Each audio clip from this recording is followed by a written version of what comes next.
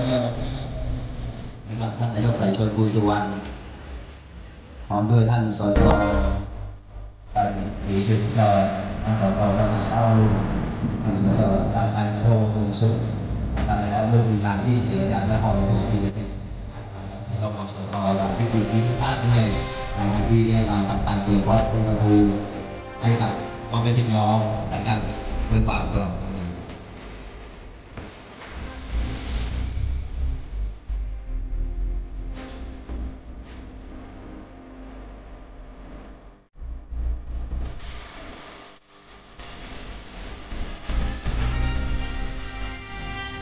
ที่หลวงได้ประชาสัมพันธ์ในการขอกับพี่น้อง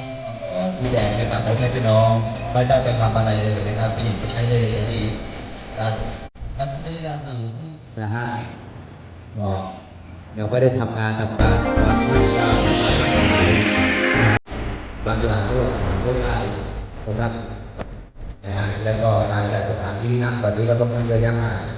ที่เปิดหรือการเปิดล็อกดาวน์แล้วก็ที่นะครับเปิดมันก็ไม่เป็นเลยมันมีหลายอย่างนะครับต้องหลีกใจนะครับเรื่องนี้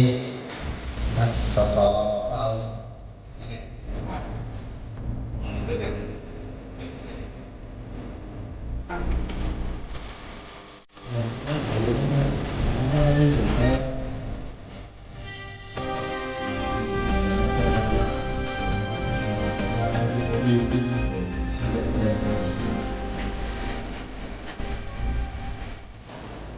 ถ้าจะทำอาหารมื้อเย็นแจกให้กับ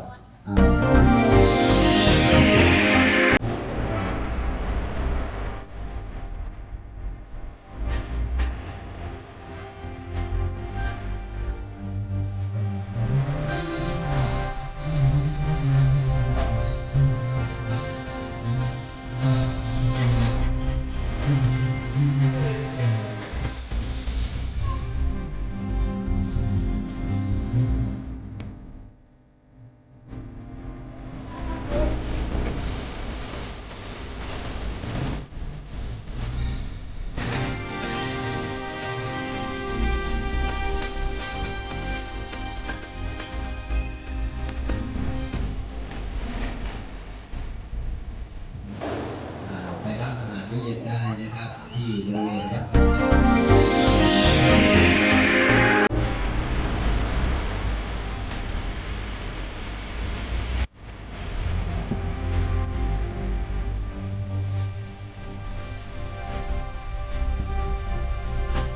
คือเรามีการทำ